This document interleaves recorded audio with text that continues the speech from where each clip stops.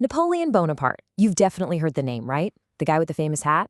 But let's forget the massive battles for a second. We're going to talk about his greatest comeback story, a real-life prison break that literally changed the course of history. So let's dive in. That's the real question here, isn't it? After conquering most of Europe, Napoleon was finally defeated. And the countries that beat him had this huge problem. What do you do with a guy like that? Their answer was exile.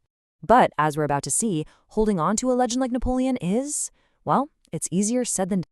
So, in April 1814, the party was officially over for Napoleon. After years and years of war, a coalition of European countries, we're talking Great Britain, Austria, Prussia, and Russia, finally captured Paris. They basically told the Emperor of France, "You're fired." And this was a huge deal. It was the end of an entire era that had been shaped by his incredible ambition. Now, the official word for what happened to him is abdicate. It's just a fancy way of saying you're forced to quit the most powerful job there is. The treaty he signed let him keep his cool title of emperor, but it stripped him of all his actual power. Just look at this contrast for a second. Can you imagine going from ruling a massive empire of 44 million people to suddenly being in charge of a tiny little island with only 12,000 residents? The drop in status is just staggering. So, his new kingdom was the island of Elba, just off the coast of Italy, and its size, a tiny 86 square miles. You know, that's smaller than a lot of cities.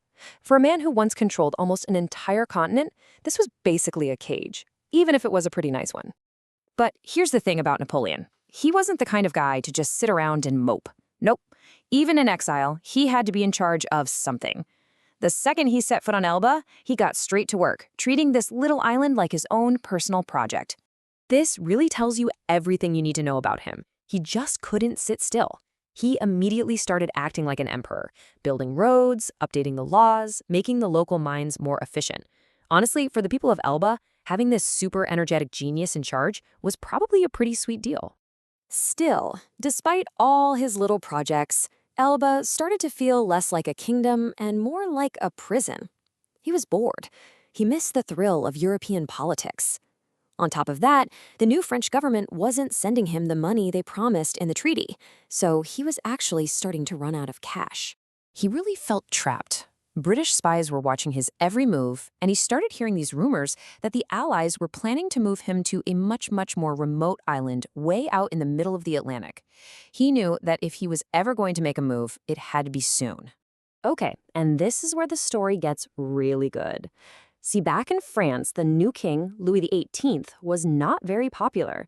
He wasn't exciting like Napoleon, and a lot of French people felt like their country had lost its pride. They actually started to miss the glory days of the empire. Napoleon heard about all this, saw his opening, and decided it was time to plan his great escape. His plan was incredibly smart and super risky. First, he waited for the British agent who was supposed to be watching him to leave the island for a few days. Then, he had his main ship disguised to look like a British vessel. On the night of February 26, 1815, he and 1,000 of his most loyal soldiers slipped away into the darkness. Just 3 days later, he landed on the southern coast of France. He immediately made his intentions crystal clear with this bold, poetic statement. The eagle was his personal symbol, and Notre Dame, well, that's right in the heart of Paris. He was basically announcing to the entire world, "I'm coming back to take my capital." Now, landing in France with 1,000 guys is one thing. Actually taking back the whole country, that's another thing entirely. The new king still had an army. So everything, and I mean everything, came down to one question. Who would the French army stay loyal to? Their former emperor or their new king? The ultimate test came near a small town called Laffrey. A whole regiment to the king's soldiers blocked the road. Their orders were simple. Stop Napoleon. This was it. The moment of truth. Can you just imagine the tension in that moment? The soldiers he was facing had probably fought and won battles under his command, and now they were pointing their muskets right at him. Were they actually going to follow their orders? What Napoleon did next was just pure theater and absolutely incredible bravery. He walked forward, all by himself, until he was right in front of their guns. He opened his coat, showing his chest, and basically dared them to shoot him. And they didn't shoot. The soldiers lowered their weapons, they broke ranks, and they just started cheering, "Long live the emperor." In that single moment, the king's army became Napoleon's army all over again. It was this massive victory won without a single weapon being fired, just pure charisma. From that point on, his march to Paris was less of a military campaign and more like a victory parade. More and more soldiers flocked to join him. When King Louis XVIII realized he had no army left to defend him, he packed his bags and fled the city.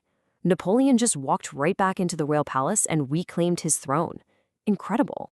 This amazing comeback period is now known in history as the 100 Days. But while Paris was celebrating, you can bet the leaders of the rest of Europe were absolutely horrified. They had gotten rid of Napoleon once, and there was no way they were going to let him come back and do it all again.